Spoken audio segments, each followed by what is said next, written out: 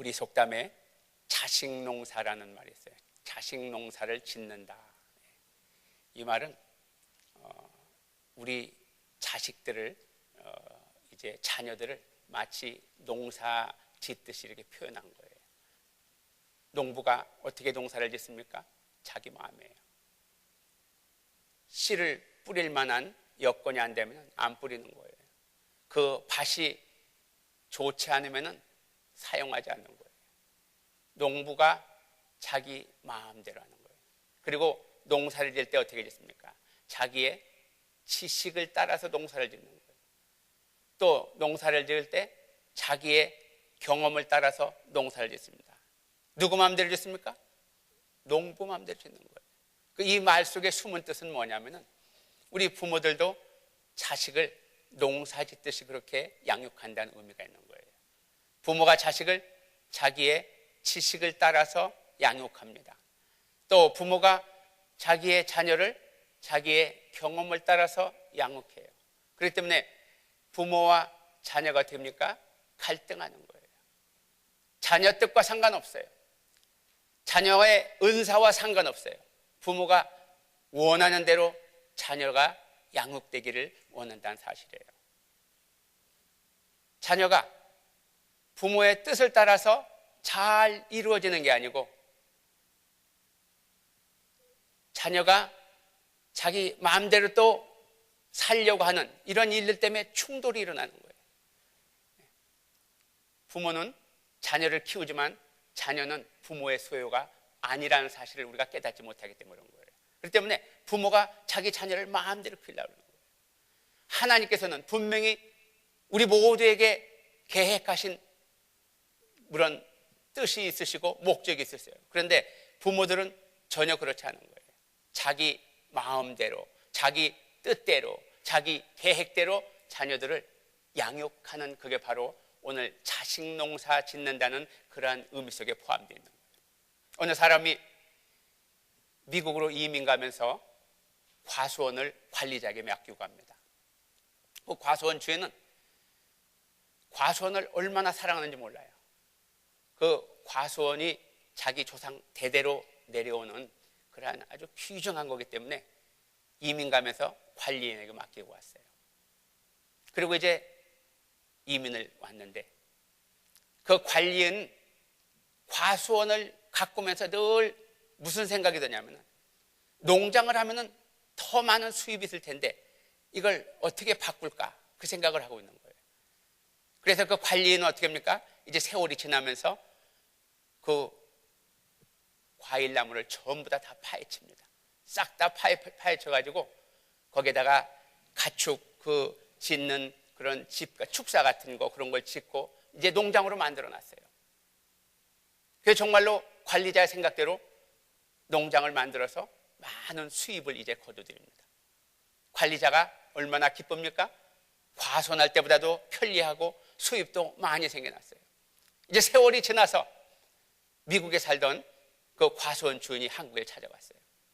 가서 보니까 과수원은 온데가 안 되었고 농장 간판이 붙어 있는 거예요. 그리고 농장이 돼가지고 바쁘게 사람들이 돌아가는 거예요. 그 과수원 주인이 그 농장을 보고 기뻐했을까요? 그렇지 않습니다. 과수원 주인은 많은 유익은 없더라도 그게 조상들이 대대로 물려준 과수원이기 때문에 그대로 과수원으로 있기를 원한다는 사실이에요. 우리 부모도 자녀들에게 그런 착각을 하는 수가 많이 있는 거예요. 하나님께서 우리에게 자녀들을 맡겨주셨어요. 우리에게 자녀들을 맡겨두시고 우리에게 양육하도록 기회를 주신 거예요. 그런데 우리 부모들 어떻습니까? 자녀들을 농장으로 만들려고 하는 거예요. 왜 그렇습니까? 수입이 많아지고 더 편리해지고 더 윤택하게 살 수 있기 때문에 우리 자녀들이 과수원으로 있기를 원하는데 우리 마음대로 농장으로 바꿔버리는 거예요. 그리고는 자녀들을 마구 파헤치는 거예요. 어떻게 파헤칩니까? 내가 농장 되기 원하기 때문에 자녀들이 과수원의 모습이 있는 걸 전부 다 파헤치는 거예요. 그러면서 우리는 어떻게 합니까? 자녀들을 자꾸 이제 힘들게 하는 거예요. 자녀들을 우리는 어떻게 합니까? 더 곤란스럽게 한단 말씀이에요. 우리는 부모지만 우리는 자녀를 우리의 육신의 몸을 통해서 태어나겠지만 주신 이도 하나님이시고 거두신 이도 하나님이신 걸 우리는 기억해야 되는 거예요. 자녀는 우리의 소유가 아니고 자녀는 하나님의 자녀라는 사실인 거예요. 우리는 우리 마음대로 자녀들을 우리는 할 수 없는 그러한 관리자일 뿐인 거예요. 이게 바로 저와 여러분들 삶 속에서 오는 갈등인 거예요. 우리는 자녀들에게 마음대로 우리는 해서는 안 되는 거예요. 자녀를 우리는 어떻게 합니까? 양육해야 되는 거예요. 양육이 뭡니까? 돌보고 기르는 거예요. 돌보고 기르되 우리는 주인이 아니고 우리는 관리자일 뿐인 거예요. 자녀를 우리는 잠시 세상에 사는 동안에 우리가 맡아서 자녀를 돌보고 기르고 해야 된단 말씀이에요. 돌보고 기르는 것이지 우리가 뜯어 고치고 우리가 만들고 우리가 원하는 대로 자녀들을 세우는 게 우리의 목적이 아니라는 사실인 거예요. 그렇기 때문에 우리가 어떻습니까? 우리가 자녀들을 우리가 함부로 막 하기 때문에 자녀들은 거기에서 오는 충격으로 고통당하는 거예요. 그리고 부모 자식 간에 갈등이 일어나는 거예요. 그리고 어떻게 합니까? 우리는 끝내 우리는 자꾸 자녀를 우리는 노엽게 하고 고통을 준단 말씀이에요. 오늘 본문 우리 4절 앞부분에 우리 함께 읽겠습니다. 또 아비들아 너희 자녀를 노엽게 하지 말고 라고 했습니다. 오늘 아비는 아버지를 가리키는 거예요. 당시에 가정의 책임은 아버지에게 있기 때문에 대표 성격으로 지금 아버지라고 그랬어요. 그러나 자녀 교육은 어떻습니까? 부모가 다 함께 책임 있는 거예요. 부모가 자녀를 양육시키는데 자녀를 어떻게 했습니까? 마음대로 뜯어 고치라고 그랬습니까? 자녀를 내 마음대로 뜯어 고쳐서 나하고 똑같은 벽돌을 찍어냅니까? 내가 계획하는 벽돌을 찍어냅니까? 그렇지 않다고 그랬어요. 자녀를 오늘 뭐랬습니까? 아비들아 너희 자녀를 노엽게 하지 말라 그랬어요. 우리가 어떻게 자녀들을 노엽게 합니까?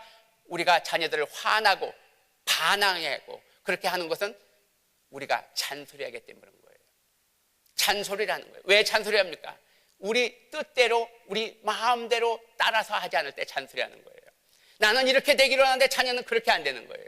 나는 이렇게 됐으면 좋겠는데 자녀는 지 마음대로 사는 거예요. 그럴 때 우리는 어떻게 합니까? 자녀들에게 잔소리를 한다는 사실인 거예요. 우리가 자녀들에게 잔소리할 때 자녀들은 어떻게 합니까? 그 반응이 반항하고 자녀들은 부모를 싫어하는 거예요.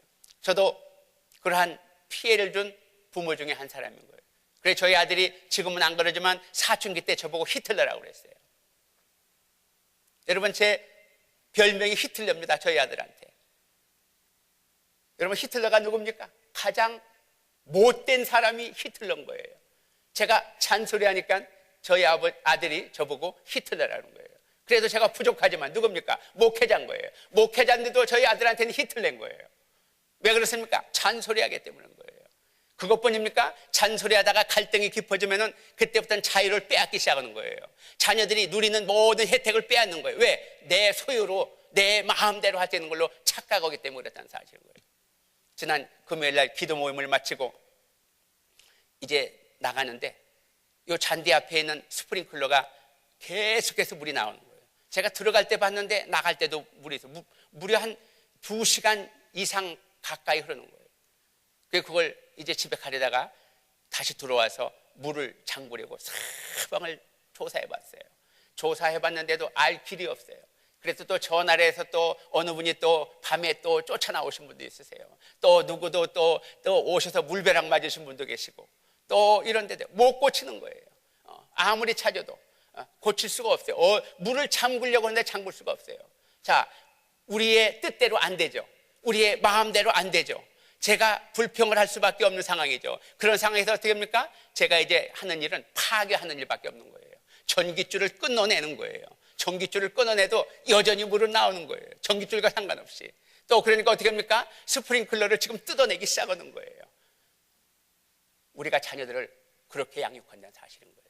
잔소리하다가 안 되면은, 갈등하다가 안 되면은 뜯어내기 시작하는 거예요. 마음대로 뜯어 고치기 시작하는 거예요. 과수원을 뜯어 고쳐가지고 농장으로 만들기 시작하는 거예요. 왜? 농장으로 만들어야지 유익하고 잘 살고 수입도 많고 훌륭하게 살기 때문에 농장으로 뜯어 고치는 거예요. 자녀는 과수원으로 있기를 원하는데 부모는 아니다. 과수원은 돈을 못 벌고 과수원은 힘드니까 농장에 대단다 뜯어 고치는 거예요. 이게 갈등하는 거예요. 저와 여러분의 삶 속에서 바로 이런 엄청난 잘못을 범하고 있는 거예요. 그렇기 때문에 우리가 됩니까? 하나님께서 자녀들에게 노엽게 말라고 그랬어요. 자녀들에게 잔소리하지 말라고 그랬어요. 무슨 잔소리입니까? 내 지식에 따라서 잔소리하지 마라. 내 경험에 따라서 잔소리하지 말라 이거예요. 이 말씀은 전하는 저도 이미 오래전에 회개하고 이 말씀을 증거할 수 있어요. 저도 자녀에게 가장 큰 피해를 준 부모 중에 한 사람인 거예요. 여러분 어떻습니까? 혹시 여러분 그런 자리에 있지 않습니까? 자녀만 만났다 하면은 I love you 대신에 잔소리 하라 하지 마라. 자녀 보기가 무섭게 하라 하지 마라. 이렇게 한다면은 우리가 우리 자녀를 내 소유로 알고 내가 착각하고 있는 거예요. 여러분이 자식 농사 짓고 있는 거예요. 마음대로 자식 농사 짓고 있는 거예요. 자, 우리에게 어떻게 됐습니까? 우리에게 자식 농사를 짓는 게 아니고 우리가 하나님의 자녀인 것을 깨달아야 되는 거예요. 그럼 우리가 자녀를 어떻게 우리가 양육해야 됩니까? 양육하다는 말은 돌보고 기른다는 말씀인 거예요. 내 마음대로 뜯어 고치고 내 마음대로 하는 게 아니고 돌보고 기르는 거예요. 내가 관리하고 그 다음에 자라도록 하는 게 양육한다는 말씀인 거예요. 그렇기 때문에 우리가 양육을 하는데 우리 성경의 오늘 본문에 우리가 어떻게 양육해라 그러는지 오늘 함께 우리 보시겠습니다. 4절 뒷부분에 우리 함께 읽으시겠습니다. 오직 주의 교양과 훈계로 양육하라 그랬어요. 오직이라고 그랬어요. 오직은 다만. 오직은 다만이에요. 여러분 자동차 운전하고 가다 보면은 이 레인 차선에 들어가죠. 거기서 만약에 직진하면은 티켓 먹는 거예요. 거기서 또 오른쪽으로 가도 티켓 먹는 거예요. 거기 들어가면은 오직 좌회전만 하는 수밖에 없는 거예요. 가서 돌아오더라도 우리는 오직이라고 했어요. 오직 뭐라 했습니까? 주의 교양과 훈계로 양육하라고 그랬어요. 무슨 말씀입니까? 우리는 자녀의 관리자이지 우리는 자녀를 소유하는 소유자가 아닌 거예요. 하나님의 자녀를 우리에게 세상에 사는 동안에 잠시 맡겨두셨어요. 우리가 세상에 사는 동안에 잠시 맡겨두시고 우리에게 뭘 어떻게 양육하랍니까? 오직 주의 교양과 훈계로 양육하란 말씀이에요. 주의 교양과 주의 훈계로 돌보고 기르라고 했어요. 여기서 교양이란 말은 다른 번역본 성경에 보면은 교훈이라고 이제 번역을 했어요. 그러니까 우리를 주의 교훈과 주의 훈계로 양육하라 그랬어요. 여러분 교훈과 훈계는 뗄 수 없는 관계인 거예요. 교훈과 훈계는 뗄 수 없는 거예요. 교훈 뭡니까? 교훈은 바로 가르치고 그 다음에 이끌고 깨우치게 한다는 뜻인 거예요. 우리가 가르치는 거예요. 그 다음에 이끌어주는 거예요. 그 다음에 깨우치게 하는 거예요. 여러분 스프링클러 고장 나가지고 몇 사람이 들어붙어서 그걸 밤에 그냥 찾아내자는데 못 찾아냈어요.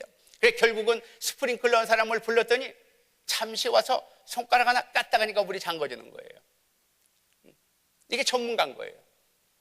왜 그렇습니까? 그 사람은 교육을 받은 거예요. 배운 거예요. 우리는 못 배운 거예요. 우리 그날 움직인 사람들도 그래도 어디 가서 명함께나 내밀 만한 사람들이에요. 대단한 사람들이에요. 그 분야는 아니지만 이 명함 내놓을 만한 그런 쉽게 말하면 똑똑한 사람들이 오셨어요. 여러분 부를 때는 아무나 부릅니까? 할 만한 사람을 부르는 거예요. 그런데 와서 결국은 해결 못하고 파괴하기 시작한 거예요. 그 사람이 와서 잠깐 1초도 안 걸려도 손 하나 까딱하니까 잠궈지는 거예요. 가르쳐야 되는 거예요. 또 이끌어줘야 되는 거예요. 그 다음에 또 깨우쳐주는 거예요. 이게 바로 교훈인 거예요.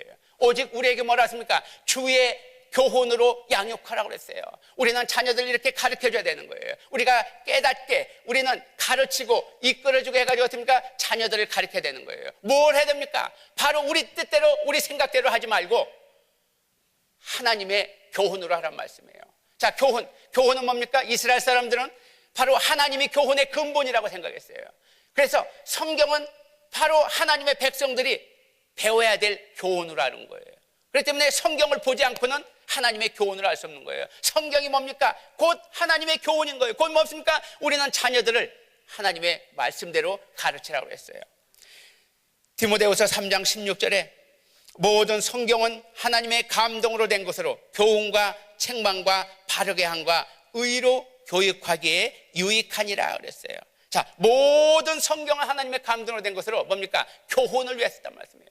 우리 입으로 나오는 잔소리, 그걸로 면 자녀들은 강팍해지는 거예요. 갈등하는 거예요. 충돌하는 거예요. 우리는 자녀들을 어떻게 우리는 양육해야 됩니까? 하나님의 말씀으로 우리는 양육해야 되는 거예요.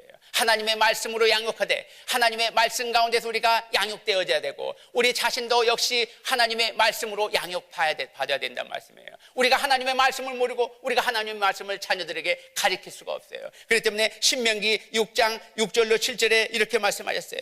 오늘날 내가 내게 명하는 이 말씀을 너는 마음에 새기고 내 자녀에게 부지런히 가르치라고 말씀하셨어요. 부모가 알지도 못하면서 어떻게 하나님의 말씀을 가르칩니까? 부모는 집에서 텔레비 보고 친구들하고 술 마시고 놀면서 자녀에게 공부하라면 그 자녀가 어떻게 공부를 하냐 이거예요. 자녀도 똑같이 술은 안 마시지만 궁금도 하고 또 텔레비도 같이 보고 싶은 게 자녀인 거예요. 자녀가 공부하지 않을 때 부모가 자녀에게 공부를 권면하려면 어떻게 합니까? 최소한 신문이라도 붙들고 앉아서 자녀에게 공부하라고 하는 게 그게 도리인 거예요. 저와 여러분도 마찬가지예요. 우리가 하나님의 말씀을 보지 아니하고 우리가 하나님의 말씀으로 양육되지 아니하고 우리가 자녀를 어떻게 하나님의 말씀으로 가르칠 수 있습니까? 그렇기 때문에 오늘 신명기 6장 6절로 7절 말씀하는 거예요. 너희는 하나님의 말씀을 마음에 새기고 그 다음에 자녀들에게 가르치라 그랬어요. 우리가 자녀들에게 가르치기 위해서 우리가 먼저 하나님의 말씀으로 양육되어야 된다는 사실인 거예요. 여러분 어떻습니까? 하나님의 말씀으로 양육되어서 여러분 마음이 뜨겁습니까? 자녀들을 가르치고 싶어서 마음이 뜨겁습니까? 아니면 여러분 자신도 하나님의 말씀으로 양육받지 않아서 바짝 메말랐습니까? 그렇다면 여러분의 부모의 의무를 다 할 수가 없는 거예요. 하고 싶어도 할 수가 없는 거예요. 여러분은 그렇게 하나님의 말씀을 모르신다면 여러분은 자식 농사를 짓고 계시고 또 자식 농사를 지신 거예요. 부모의 의무 잘못된 거예요. 잘못되면 어떻습니까? 새로 시작하는 거예요. 잘못되면 어떻습니까? 원점으로 돌아가는 거예요.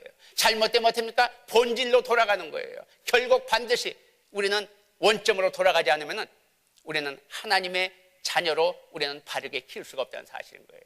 부모와 자식이 함께 어우러져서 자녀의 교육이 이루어진다는 사실인 거예요. 줄탁동시라는 말이 있어요. 한자어인데 줄탁동시. 병아리가 이제 부화할 때가 되면은 3시간 내에 그 알을 깨고 나오지 않으면 안에서 질식한다고 그래요. 여러분 긴박한 거예요. 병아리가 이 알을 품고 있다가 부화할 때가 되면은 이제 3시간이 주어진 시간인 거예요. 3시간 안에 그걸 뚫고 나와야 되는데 그 부리가 얼마나 열이겠습니까? 그 안에 불이, 그 부리로 안에서 쪼아대기 시작하는 거예요. 왜? 뚫고 나오려고 쪼아대는 거예요. 아주 그냥 죽을 힘을 다해서 쪼아대는 거예요. 이걸 가리켜서 줄이라 그러는 거예요. 안에서 쪼아댄다 그래가지고 줄, 한문으로 줄. 그때 어미닭이 품고 있다가 그 사인을 알고 밖에서 같이 쪼아주는 거예요. 뚫고 나오도록 깨트려주는 거예요. 이걸 가리켜서 밖에서 쪼아댄다 해가지고 탁이라고 그러는 거예요. 그러니까 안에서 쪼아댈 때 엄마가 밖에서 같이 쪼아주는 거예요. 이게 줄탁인 거예요. 이것이 바로 동시에 일어날 때 병아리가 탄생한다는 얘기예요. 줄탁 동시. 새끼가 병아리가 안에서 나가려고 그걸 막 부리로 깨는 거예요. 막 찍는 거예요. 찍을 때 엄마가 가만히 있고 잔소리 오면은 그 병아리는 안에서 질식해 죽는 거예요. 그걸 알기 때문에 어미닭이 밖에서 같이 날카로운 부리로 쪼아주는 거예요. 그래가지고 깨트려져 가지고 결국은 병아리가 태어난다는 사실인 거예요. 줄탁동시. 부모와 자녀가 함께 하나님의 말씀 가운데 거해야지 둘 중에 하나가 잘못되면 하나님의 자녀로 양육시킬 수 없다는 사실인 거예요. 이게 우리에게 중요한 거예요. 저와 여러분, 우리가 세상에 살면서 우리가 아무렇게나 살면 되지 뭐가 어쩌냐 천만의 말씀인 거예요. 저와 여러분은 반드시 이 세상에 살다가 육신의 장막에 벗을 그날이 오면은 둘 중에 하나인 거예요. 예수님을 믿어서 구원받았으면 천국에 갈 것이고 예수님을 믿지 아니하면 지옥에 가는 거예요. 이거는 분명한 사실인 거예요. 분명한 사실. 피할 수 없는 거예요. 모든 사람은 둘 중에 하나로 가는 거예요. 천국 아니면 지옥에 가는 거예요. 뭐 중간 없습니다. 중간에 있어가지고 양쪽에 양다리 걷는 거 없어요.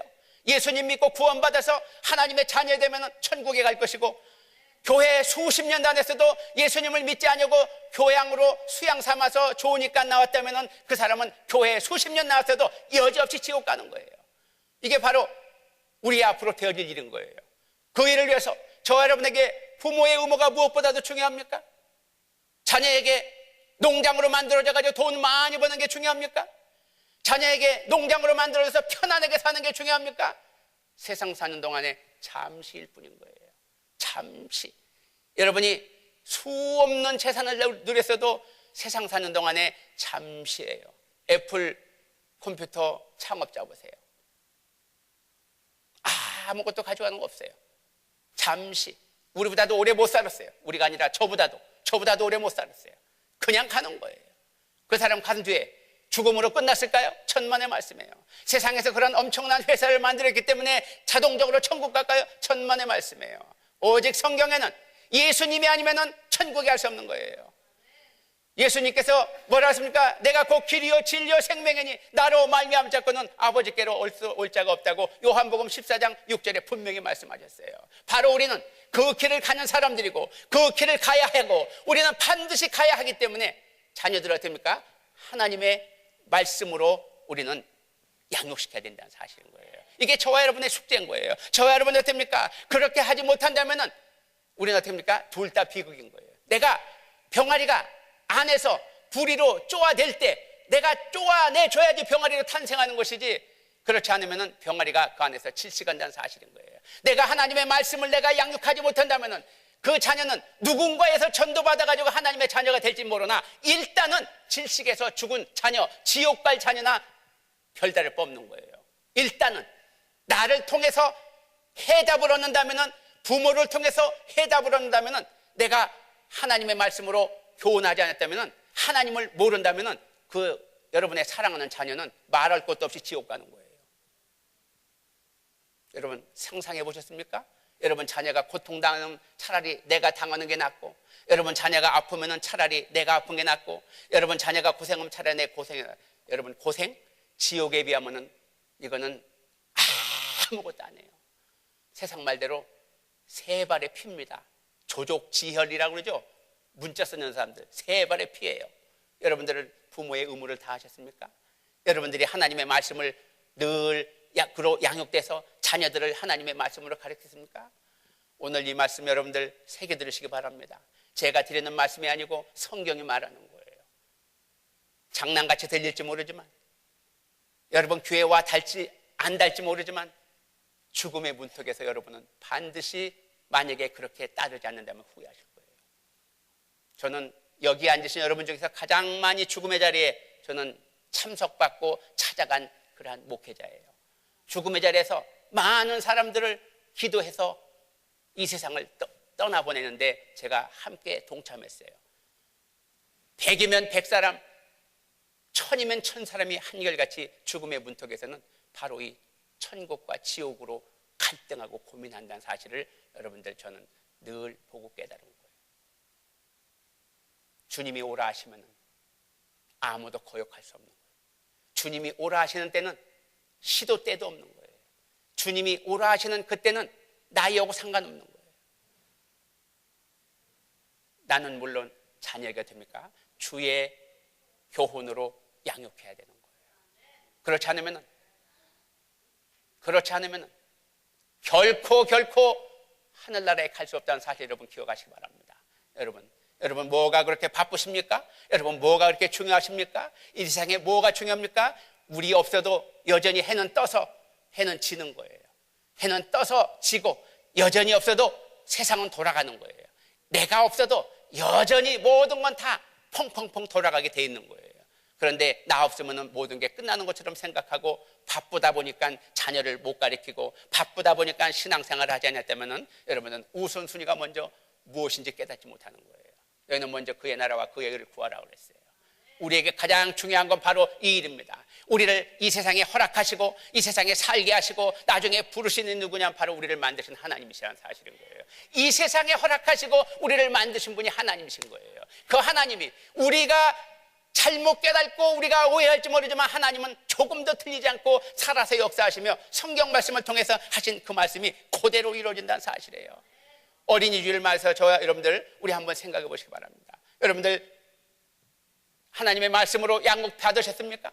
또 여러분들 하나님의 자녀를 여러분들 자녀를 되도록 자녀들을 하나님의 말씀으로 양육하셨습니까? 그렇지 않으면 이거는 실패자고 성공자고 따질 일이 아닌 거예요. 이거는 병원에 찾아가는 생명을 다루는 일보다 더 엄청난 일인 거예요. 육신 죽으면 끝나는 거예요. 그러나 우리 앞으로 있게 될 영적 사망에 떨어지게 되면 그곳이 곧 지옥인 거예요. 죽고 싶어도 죽지 아니하는 영원한 그러한 지옥에서 영원히 고통을 당하면서 영원히 사는 것이 바로 오늘 성경이 말하는 지옥인 거예요. 그 길을 가지 말라고 오늘 어떻게 합니까? 자녀들을 주의 교훈으로 양육하라고 그랬어요. 그리고 또 뭐라 했습니까? 오직 주의 훈계로 자녀들을 양육하라고 그랬어요. 훈계는 두 가지가 있습니다. 세상적 훈계와 성경적 훈계가 있어요. 세상적 훈계는 모든 부모가 자녀에게 반응하는 거예요. 자녀에게.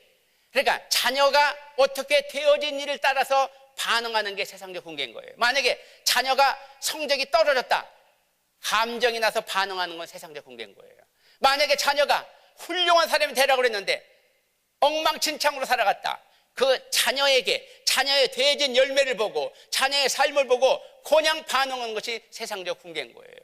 이 세상적 훈계는 서로 감정을 해치게 하는 거예요. 왜 그렇습니까? 내 눈높이로 보는 거예요. 내 기준으로 보는 거예요. 내 생각대로 보는 거예요. 내 지식대로 보는 거예요. 내 마음대로 자녀들을 보는 거예요. 그렇기 때문에 똑같은 일을 했어도 그 부모가 누구냐에 따라서 고통당하는 게 틀린 거예요. 똑같은 일을 했어도. 왜 그렇습니까? 각자 부모가 자기 기준에 따라서 자녀들에게 반응하는 거예요. 성경적 훈계는 그런 훈계가 아니에요. 성경적 훈계는 자녀들을 위해서 반응하는 거예요. 자녀들을 위하여 반응하는 거예요. 뭡니까? 앞으로 자녀들의 그런 자녀들이 살아갈 그런 일들에 대해서 반응하는 거예요. 그렇기 때문에 성경적 훈계는 뭡니까? 어떠한 자녀들의 한 일, 업적에 대해서 반응하지 않는 거예요. 뭘 반응합니까? 자녀가 죄에 범했나? 자녀가 불순종하나? 여기에 초점을 맞추는 거예요. 그렇기 때문에 자녀가 불순종하고 자녀가 죄를 지면은 거기에 반응하는데, 성경적 훈계는 처벌을 하는 게 아니에요.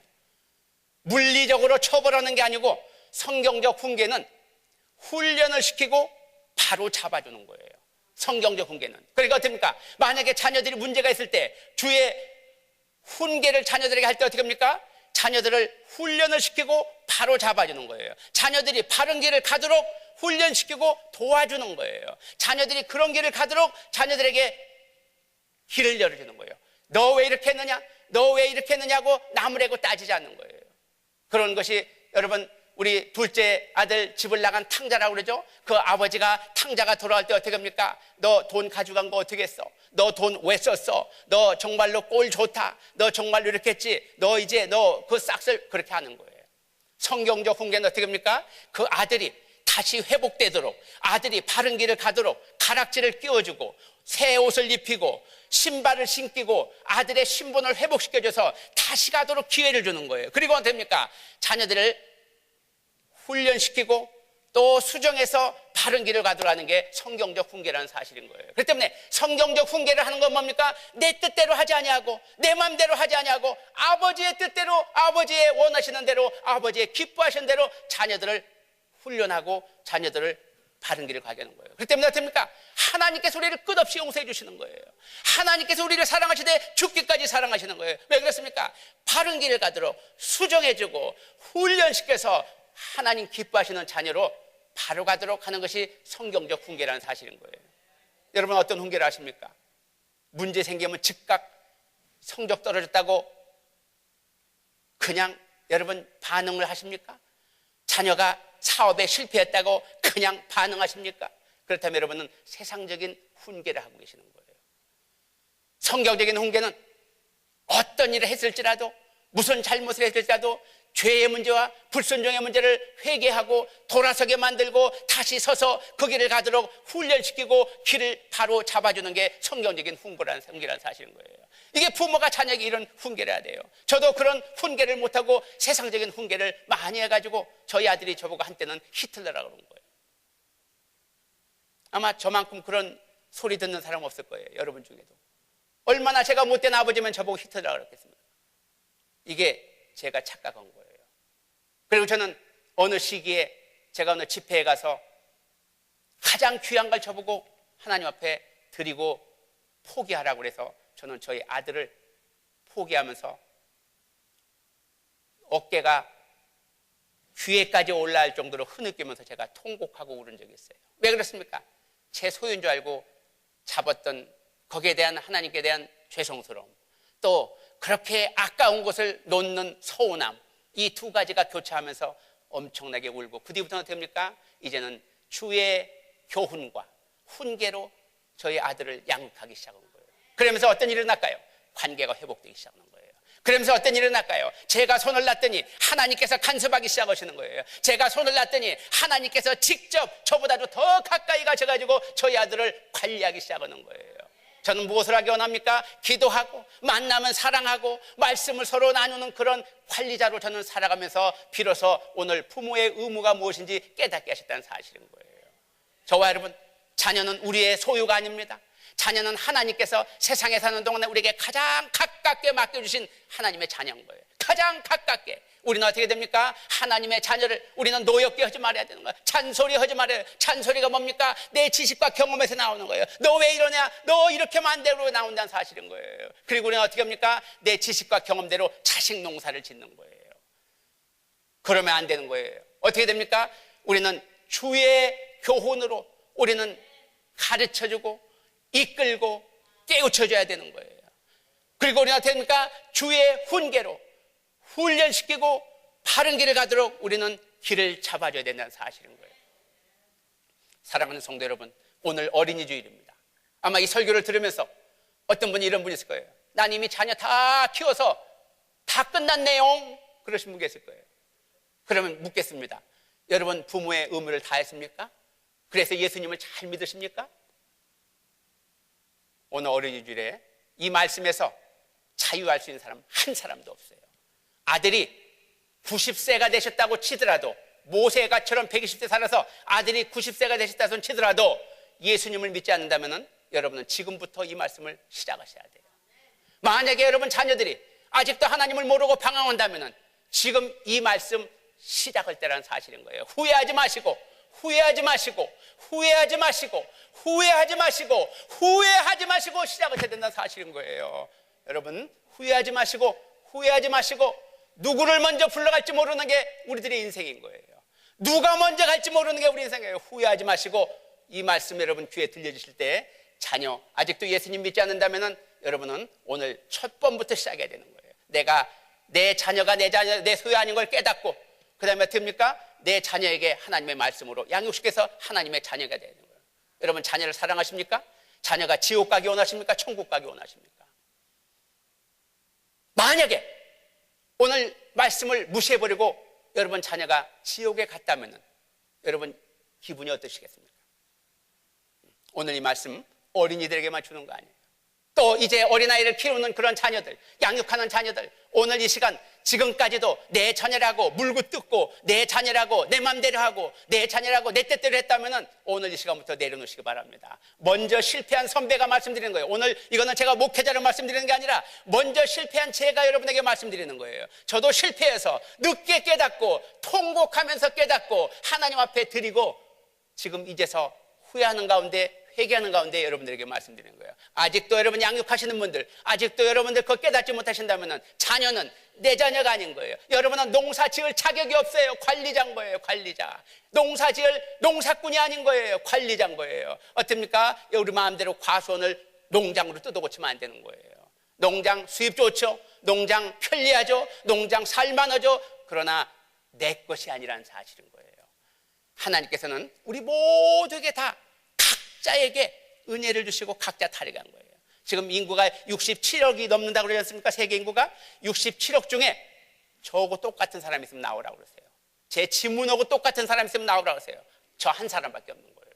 여러분도 마찬가지예요. 하나님은 우리를 향하신 계획과 뜻이 있으신 거예요. 우리는 어떻게 됩니까? 그 자녀가 하나님의 자녀로 우뚝 세워져서 하나님이 원하시는 계획이 이루도록 우리는 부모의 의무를 다해야 된다는 사실인 거예요. 이게 어린이 주일에 우리에게 주시는 말씀인 거예요. 어린이집에 날마다 애 키우는 사람만 해당될 것 같지만 천만의 말씀이에요. 여러분 자녀들 예수님 안 믿었으면 지금부터 새로 시작하셔야 돼요. 늙어가지고 고등학교 졸업장 따려고 고등학교 입학한 거 똑같이 여러분은 바로 부모 학교에 입학해야 되는 거예요. 입학하셔서 자녀들 끝내 하나님의 자녀가 될 수 있도록 예수님을 믿고 구원받아서 영원한 생명을 누리는 자녀 되도록 여러분 하지 않으면 훗날에 여러분 슬피 울게 됩니다. 제가 언젠가 한번 들려드리는지 모르지만 이 예와 하나를 마치고 하나를 제가 들려드리면서 오늘 말씀을 마치겠습니다. 들으신 분 있으시면 또 듣는다고 용서하세요. 어느 젊은이가 막 살다가 사람을 죽이고 실제 있었던 일이라고 들었어요. 제가 보지는 않았지만 이제 사형수가 돼서 사형을 이제 집행받는데 교도관이 이제 물었어요. 마지막 소원을 들어줄 테니까 얘기해라.